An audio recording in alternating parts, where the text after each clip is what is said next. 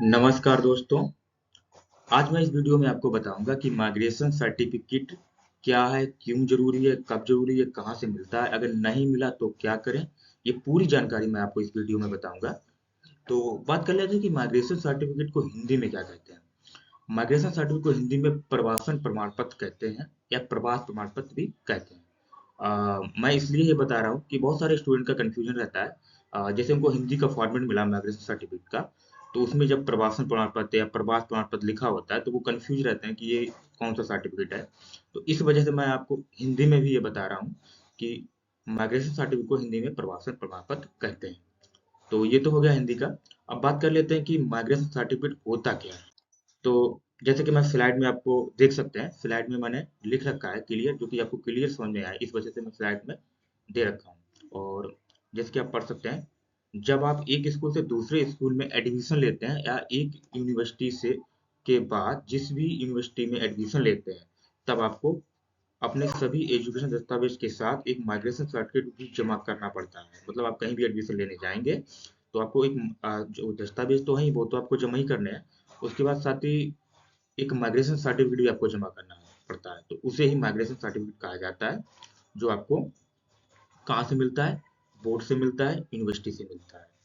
तो ये आपका जब कोई भी कोर्स या कोई भी जैसे आपने 12th कर लिया, ग्रेजुएशन कर लिया, उसके बाद आप वहाँ से ले सकते हैं जब आप वहाँ से छोड़ रहे हो। तो अब बात कर लेते हैं कि माइग्रेशन सर्टिफिकेट क्यों जरूरी है। तो जैसे कि मैं स्लाइड में दे रखा हूँ, जो कि आप आसानी से पढ़ सकते हैं। अगर आप एक यूनिवर्सिटी से एजुकेशन बोर्ड बदल रहे हैं, तब इसकी अधिक आवश्यकता पड़ती है।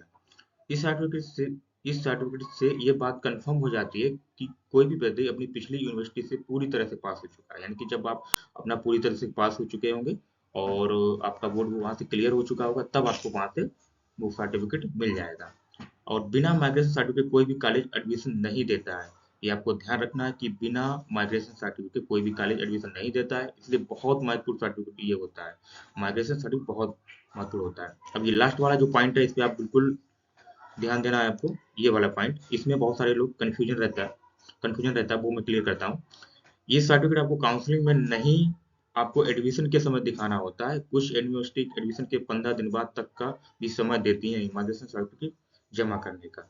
तो अगर हम बात कर लेते हैं, जैसे कि आप समझ सकते हैं, इस सर्टिफिकेट आपको काउंसलिंग में नहीं, आपको एडमिशन के समय दिखाना होता है। यानी कि बहुत सारे स्टूडेंट क्या होते हैं कि उनका जब काउंसलिंग होता है तो काउंसलिंग में ये माइग्रेशन सर्टिफिकेट वो जमा करने जाते हैं, जहाँ पे उनको ये सर्टिफिकेट नहीं मांगा जाता है। तो क्या होता है कि वो कहते हैं ठीक है, वहाँ काउंसलिंग तो मेरा क्लियर हो गया है, लेकिन काउंसलिंग में हमसे ये कोई सर्टिफिकेट तो नहीं मांगा गया है, तो हमारा तो अब कुछ भी जमा नहीं करना है। तो बहुत सारे स्टूडेंट का छूट जाता है या वो लेके नहीं आते हैं, तो वो फिर इस चीज़ पे ध्यान नहीं देते हैं। तो आपको दिक्कत कब आता है? जब आप एडमिशन कराने जाते हैं काउंसलिंग के बाद, तब आपको वहाँ पे माइग्रेशन सर्टिफिकेट ये मांगा जाता है। आपको याद रखना है कि माइग्रेशन सर्टिफिकेट आपको एडमिशन के टाइम ही मांगा जाएगा। तो जब एडमिशन के टाइम आपको मांगा जाएगा, तब आपको वो 15 दिन का टाइम भी दे सकते हैं। बहुत सारे कॉलेज आपको 30 दिन का भी टाइम दे सकते हैं।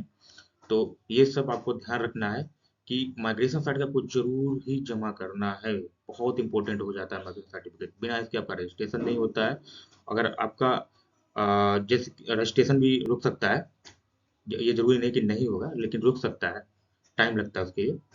अब बात कर लेते हैं माइग्रेशन सर्टिफिकेट की वैलिडिटी कब तक होती है। जो माइग्रेशन सर्टिफिकेट आपको मिला है, उसकी वैलिडिटी कब तक होती है। एक बार अब देखिए, जैसे कि मैं स्लाइड में दे रखा हूँ, एक बार इशू हो जाने के बाद माइग्रेशन सर्टिफिकेट आपको उस यूनिवर्सिटी में जमा कर सकते हैं जहाँ आप एडमिशन ले रहे हैं। उसके बाद ये तब तक वैलिड होता है जब आप वहाँ वहाँ से अभी अपनी एजुकेशन पूरी नहीं कर लेते हैं। यानी कि आप जहाँ पे जमा कर ले, मान के चलिए आपने 12th के बाद कहीं ग्रेजुएशन कर रहे हैं या कोई कोर्स कर रहे हैं, कोई भी कोर्स कर रहे हैं, जब तक आपका वो कोर्स कंप्लीट नहीं हो जाता है, तब तक आपका वो माइग्रेशन सर्टिफिकेट वहाँ पे जमा होता है, तो वो वहाँ तक वैलिड रहेगा जब तक आप वहाँ पे पढ़ेंगे। तो ये तो यहाँ पे ये क्लियर हो गया।